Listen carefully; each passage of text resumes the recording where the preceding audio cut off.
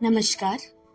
स्वागत है आप सभी का हमारे YouTube channel Suhana Safar with Kalpana में। तो दोस्तों, आज की हमारी कहानी का नाम है तितली और इसके लेखक है जयशंकर प्रसाद जी। तो चलिए शुरू करते हैं आज की कहानी।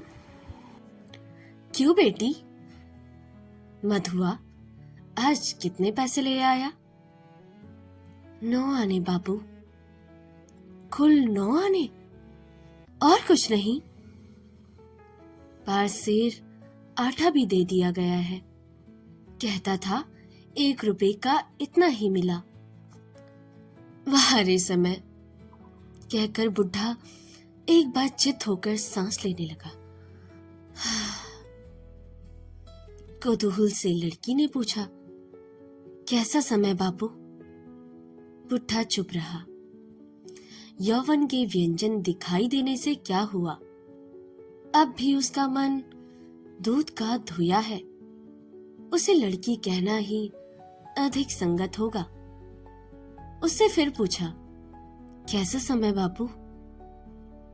चितड़ों से लिपटा हुआ, लंबा चौड़ा, अस्तर पंजर, झंझना उठा।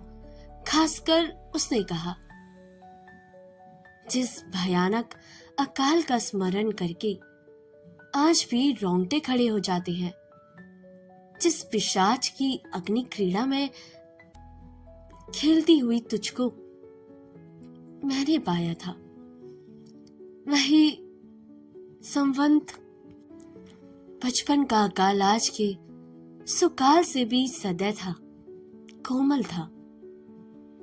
तब भी 8 सेर का अन्न बिकता था और आज 5 सेर की बिक्री में भी कहीं जो नहीं रेखती। जैसे सब धीरे धीरे दम तोड़ रहे हैं। कोई अकाल कहकर चिल्लाता नहीं। ओह, मैं भूल रहा हूं। कितने ही मनुष्य तभी से एक बार भोजन करने के अभ्यासी हो गए हैं। जाने दे, होगा कुछ बच्चों। जो सामने आवे उसे झेलना चाहिए। बच्चू मटकी में 1.5 पाव दूध 4 कंडों पर गरम कर रही थी। उफनाते हुए दूध को उतार कर उसने कौतूहल से पूछा, बापू, उस अकाल में तुमने मुझे पाया था? लो, दूध पीकर मुझे वह पूरी कथा सुनाओ। बुढ़े ने करवट बदलकर दूध लेते हुए बच्चों की आंखों में खेलते हुए आश्चर्य को देखा। वह कुछ सोचता हुआ दूध पीने लगा। थोड़ा सा पीकर उससे पूछा, अरे, तूने दूध अपने लिए रख लिया है? बच्चों चुप रही। बुढ़ा खड़खड़ा उठा, तू बड़ी पाजी है, रोटी किससे खाएगी रे? सिर झुकाए हुए बच्चों ने कहा, नमक और तेल से मुझे रोटी अच्छी लगती है बापू। बचा हुआ दूध पीकर बुढ़ा फिर कहने लगा, यही समय है, देखती है ना, गाय 1.5 पाव दूध देती है। मुझे तो आश्चर्य होता है कि उन सूखी ठठरियों में से इतना दूध भी कैसे निकलता है। मधुआ दबे पांव आकर उसी झोपड़ी के एक कोने में खड़ा हो गया। बुढ़े ने उसकी ओर देखकर पूछा, मधुआ, आज तू क्या क्या लेके गया था? 1.5 सेर चूंची, 1 बोझा मुझा हुआ पत्ता और 1 खाजा कंडा बापाजी।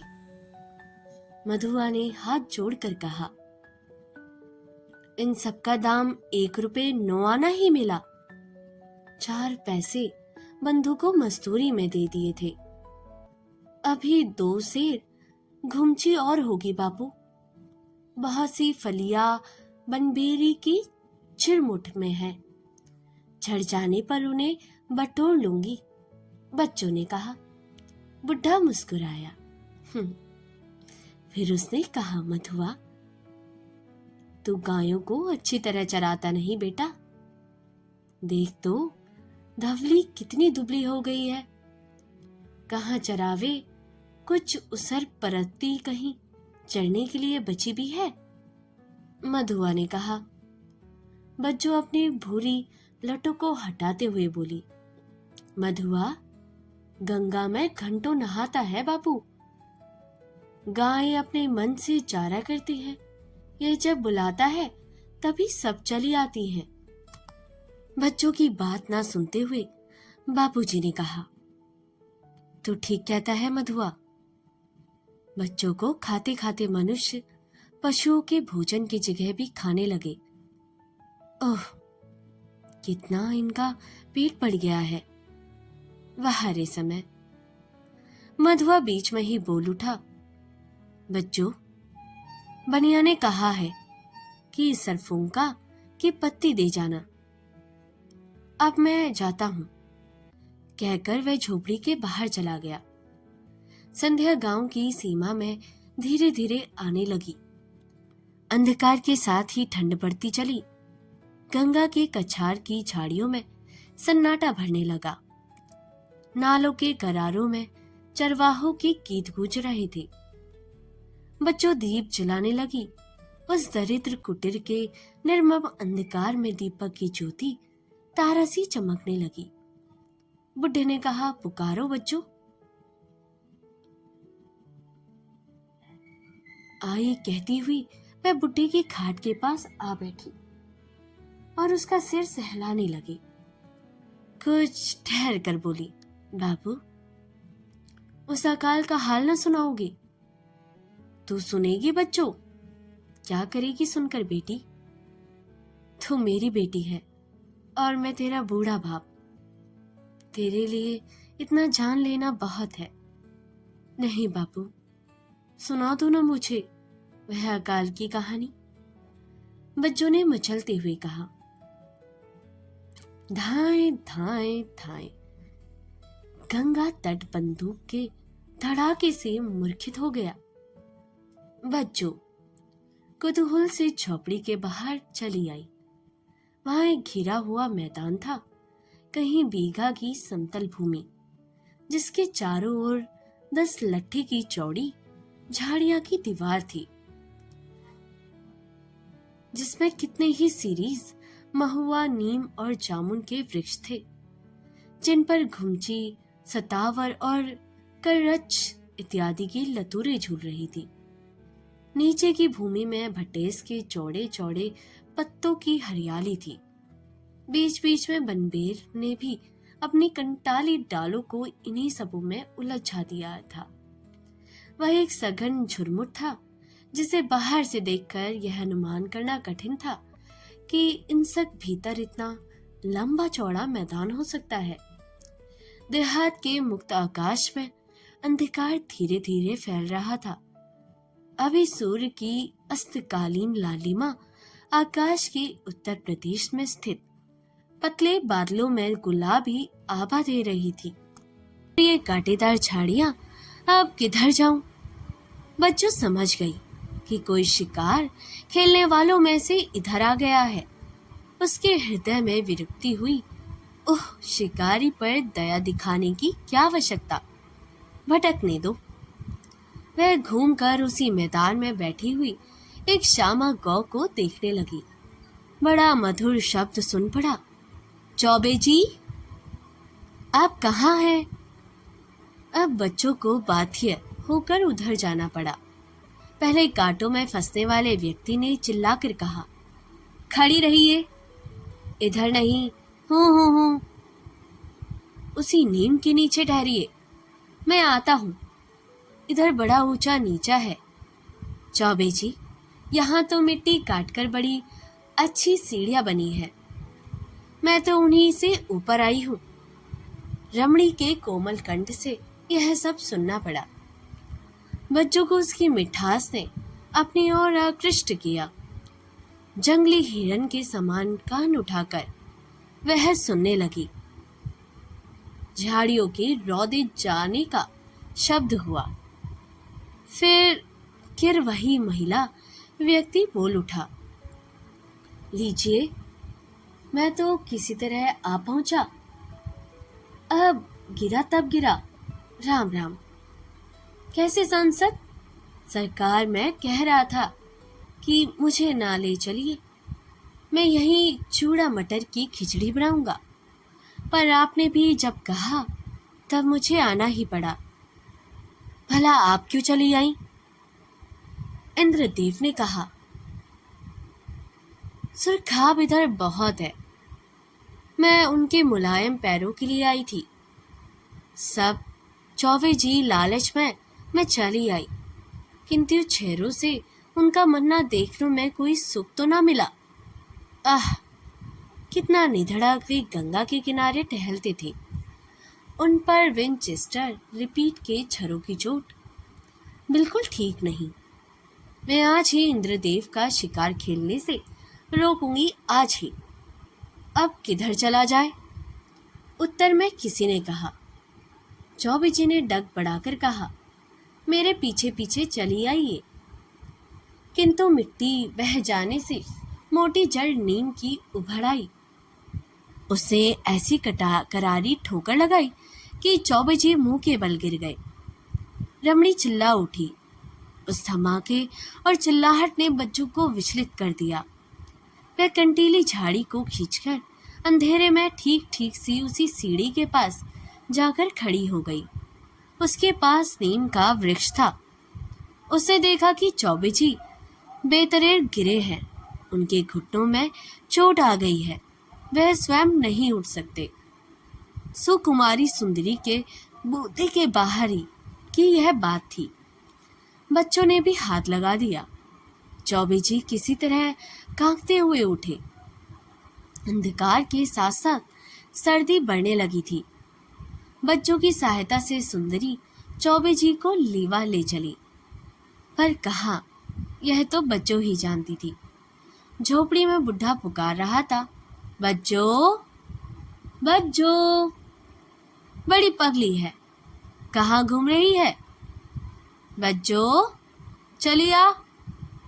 झुरमुट में घुसते हुए चौबे जी तो कराहते थे, पर सुंदरी उस वन विहंगनी की ओर आंखें गड़ाकर देख रही थी और अभ्यास के अनुसार धन्यवाद भी दे रही थी। दूर से किसी की पुकार सुन पड़ी, शैला शैला। ये तीनों झाड़ियों की दीवार पार करके मैदान में आ गए। बच्चों के सहारे चौबे जी को छोड़कर शैली फिर हरी की तरह घूम पड़ी।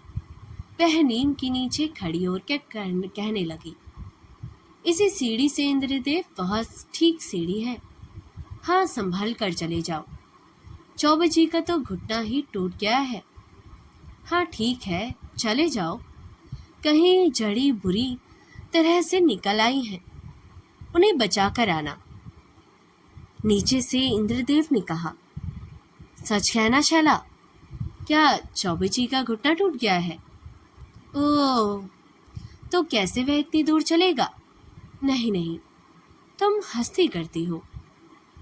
ऊपर आकर देख लो, नहीं भी टूट सकता है। नहीं भी टूट सकता है? वाह, यह एक ही रही। अच्छा लो, मैं आ ही पहुंचा। एक लंबा सा युवक कंधे पर बंदूक रखे ऊपर चढ़ रहा था। शैला नीम के नीचे खड़ी गंगा के करारे की ओर झांक रही थी। यह इंद्रदेव को सावधान करती थी, ठोकरों से बहुत ठीक मार से। तब तक उस युवक ने हाथ बढ़ाया, दो हाथ मिले। नीम के नीचे खड़े होकर इंद्रदेव ने शैला के कोमल हाथों को दबाकर कहा, करारे की मिट्टी काटकर देहातियों ने काम चलाओ सीढ़ियां अच्छी बना ली है। शैला, कितनी सुंदर दृश्य है। नीचे धीरे धीरे गंगा बह रही है। अंधकार से मिली हुई उस पार के वृक्षों की श्रेणी क्षितिज की ओर गाढ़ी लालिमा की बेल बना रही है। और ऊपर, पहले चलकर चौबे जी को देख लो, फिर दृश्य देखना। बीच में ही रोकर शैला ने कहा, अरे हाँ, यह तो मैं भूल ही गया था। चलो, किधर चलूं? यहाँ तो तुम ही पथ प्रदर्शक हो, कहकर इंद्रदेव हंस पड़े। दोनों झोपड़ियों के भीतर घुसे। एक अपरिचित सी बालिका के सहारे चौबे को कराहते हुए देखकर इंद्रदेव ने कहा, तो क्या सचमुच मैं यह मान लूं कि तुम्हारा घुटना टूट गया है? मैं इस पर भी विश्वास नहीं कर सकता। चौबे जी, तुम्हारे घुटने टूटने वाली हड्डी के बने ही नहीं। सरकार, यही तो मैं भी सोचता हुआ चलने का प्रयत्न कर रहा हूँ, परंतु बड़ी पीड़ा है। मोच आ गई होगी तो भी इस छोकरी के सहारे थोड़ी दूर चल सकूंगा।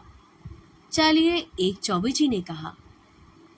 अभी तक बच्चों से किसी ने न पूछा था कि तू कौन है, कहाँ रहती है, या हम लोगों को कहाँ लेवा जा रही है। बच्चों ने स्वयं ही कहा, पास ही झोपड़ी है, आप लोग वहीं तक चलिए, फिर जैसी इच्छा। सब बच्चों के साथ मैदान के उस छोर पर जलने वाले दीपक के सम्मुख चले, जहां से बच्चों बच्चों कहकर कोई पुकार रहा था। बच्चों ने कहा, आती हूँ। झोपड़ी के दूसरे भाग के पास पहुंचकर बच्चों क्षण भर के लिए रुकी। चौबे जी को छप्पर के नीचे पड़ी हुई एक खाट पर बैठने का संकेत करके वह घूम ही रही थी कि बुड्ढों ने कहा, बच्चों, कहाँ है रे? अकाल की कहानी और अपनी कथा ना सुनेगी? मुझे नींद आ रही है। आ गई कहती हुई बच्चों भीतर चली आई। बगल के छप्पर के नीचे इंद्रदेव और शैला खड़े थे। चौबे जी खाट पर बैठे हुए थे, किंतु कहारने की व्याकुलता दबाकर एक लड़की के आश्रय में आकर इंद्रदेव भी चकित सोच ही रहे थे, कहीं यह बुढ़ा हम लोगों के यहाँ आने से चिढ़ेगा तो नहीं। सब चुपचाप थे। बुढ़े ने कहा, कहाँ जा रही है तू बच्चू? एक आदमी की चोट लगी थी, उसी। तो तू क्या कर रही थी? वह चल नहीं सकता, उसी को सहारा देकर। मरा नहीं, बच गया। गोली चलने का, शिकार खेलने का आनंद ही नहीं मिला। अच्छा, तो तू उसका उपकार करने गई थी? पगली, मैं यह मानता हूँ कि मनुष्य को कभी कभी अनिच्छा से कोई काम कर लेना पड़ता है, पर नहीं, जानबूझकर किसी उपकार अपकार के चक्कर में ना पड़ना ही अच्छा है। बच्चों, पल भर के लिए भावुकता मनुष्य के जीवन में कहाँ से कहाँ खींच ले जाती है, तू अभी नहीं जानती। बैठ। यही भावुकता को लेकर मुझे जो कुछ भोगना पड़ा है, वही सुनाने के लिए आज मैं तुझे खोज ही रहा था। बाबू, क्या है रे? बैठती क्यों नहीं? वे लोग यहाँ आ गए हैं। ओह, तो बड़ी पुण्यता आत्मा है। तो फिर लिवा ही आई है तो उन्हें बिठा दे छप्पर में, और दूसरी जगह ही कौन है? और बच्चों, अतिथि को बिठा देने से ही काम चल जाता, 2-4 टिक्कर सेकने को भी। समझी? नहीं नहीं, इसकी आवश्यकता नहीं, कहते हुए इंद्रदेव बुढ़े के सामने आ गए। बुढ़े ने धुंधले प्रकाश में कहा, पूरी साहब ही ठाठ। उसे कहा, आप साहब यहाँ? तुम घबराओ मत, हम लोगों को छावनी तक पहुंच जाने पर किसी बात की असुविधा ना होगी। चौबे जी को चोट आ गई है, वे सवारी ना मिलने पर रात भर यहाँ पड़े रहेंगे। सवेरे देखा जाएगा, छावनी की पगडंडी पर जाने पर भी हम लोग स्वयं चले जाएंगे। कोई? इंद्रदेव को रुककर बुढ़े ने कहा, आप धामपुर की छावनी पर जाना चाहते हैं? जमींदार के मेहमान है ना। बच्चों, मधुआ को ले बुला दे, नहीं तो तू इन लोगों को बंजरिया के बाहर उत्तर वाली पगडंडी पर पहुंचा दे। मधुआ, ओरे मधुआ, चौबे जी को रहने दीजिए, कोई चिंता नहीं। बच्चों ने कहा, रहने दो बापू, मैं जाती हूँ। शाला ने चौबे जी से कहा, आप यहीं रहिए, मैं जाकर सवारी भेजती हूँ। रात को झंझट बढ़ाने की आवश्यकता नहीं। बटवे में जलपान का सामान है, कंबल भी है, मैं इसी जगह रात भर इसी सेक साक कर ठीक कर लूँगा। आप लोग जाइए, चौबे ने कहा। इंद्रदेव पुकारा, शैला, आओ हम लोग चले। शैला उसी झोपड़ी में आई, वहीं से बाहर निकलने का पथ था। बच्चों के पीछे दोनों झोपड़ी से निकले। लेटे हुए बुढ़े ने कहा, इतनी गोरी, इतनी सुंदर, लक्ष्मी सी स्त्री जंगल उजाड़ में कहाँ? फिर सोचने लगा, चलो 2 तो गए। यदि वे भी यहीं रहते तो खाट, कंबल और यह सामान कहाँ से जुटता? अच्छा, चौबे जी हैं तो ब्राह्मण, उनको कुछ अड़चन ना होगी। इन साहबी ठाट के लोगों के लिए मेरी झोपड़ी में कहाँ? गए चलो। अच्छा हुआ बच्चों आ जाए तो उसकी चोट पर तेल लगाकर सेक दे। बुढ़े को खांसी आने लगी। वह खांसता हुआ इधर के विचारों से छुट्टी पाने की चेष्टा करने लगा। उधर चौबे जी गौरस में सुगलाते हुए कंडों पर हाथ गर्म करके घुटना सेक रहे थे। इतने में बच्चों मधुआ के साथ लौट आई। बापू जो आए थे, जिन्हें मैं पहुंचाने गई थी, वही तो धामपुर के जमींदार है। लालटेन लेकर कई नौकर चाकर उन्हें खोज रहे थे। पगडंडी पर भय उन्हीं लोगों में भेंट हुई। मधुआ के साथ मैं लौट आई। एक सांस में बच्चों कहने तो कहा गई, पर बुढ़े की समझ में कुछ ना आया। उसने कहा, मधुआ उस शीशी में जो जड़ी का तेल है उसे लगाकर ब्राह्मण का घुटना सेक दे, उसे चोट आ गई है। मधुआ तेल लगाकर घुटना सेकने लगा। बच्चों पुलुआर्त में कंबल लेकर घुसी। कुछ पुआल में और कुछ कंबल से गले तक शरीर ढककर वह सोने का अभिनय करने लगी। पलकों पर ठंड लगने से बीच बीच में वह आंखें खोलने मूंदने का खिलवाड़ कर रही थी। जब आंखें बंद रहती तब एक गोरा गोरा मुंह करुणा की मिठास से भरा हुआ, गोल मटोल नन्हा सा मुंह उसके सामने हंसने लगता। उसे ममता का आकर्षण था। आंख खोलने पर वह वही पुरानी झोपड़ी की छाजन, अत्यंत विरोधी दृश्य दोनों ने उसके कौतूहलपूर्ण हृदय से छेड़छाड़ की, किंतु विजय हुई आंखें बंद कर दी। शैला के संगीत के समान सुंदर शब्द उसकी हनंत्री के झंझना उठे। शैला के समीप होने की, उसके हृदय में स्थान पाने की बलवती वासना बच्चों के मन में जगी। वह सोते सोते स्वप्न देखने लगी। स्वप्न देखते देखते शैला के साथ खेलने भी लगी। मधुआ से तेल मलवाते हुए चौबे जी ने पूछा, क्यों जी, तुम यहाँ कहाँ रहते हो और क्या काम करते हो? क्या तुम इस बुढ़े के यहाँ नौकर हो? उसके लड़के के तो नहीं मालूम पड़ते। परंतु मधुआ चुप रहा। चौबे जी ने घबरा कर कहा, बस करो, अब दर्द नहीं रहा। वाह वाह, यह तेल है या जादू? जाओ भाई, अब तुम भी सो रहो। नहीं नहीं, ठहरो तो, मुझे थोड़ा पानी पिला दो। मधुआ चुपचाप उठा और पानी के लिए चला। तब चौबे जी ने धीरे से बटुआ खोलकर मिठाई निकाली और खाने लगे। मधुआ इतने में ना जाने कब लौटे, जल रखकर चला गया और अब बच्चों सो गई थी। आज उसने नमक और तेल से अपनी रोटी भी नहीं खाई। आज पेट के बदले उसके हृदय में भूख लगी थी। शैला ने मित्रता शैला से मधुर परिचय के लिए ना जाने कहाँ की साध उमड़ी पड़ी थी। सपने पर सपने देख रही थी।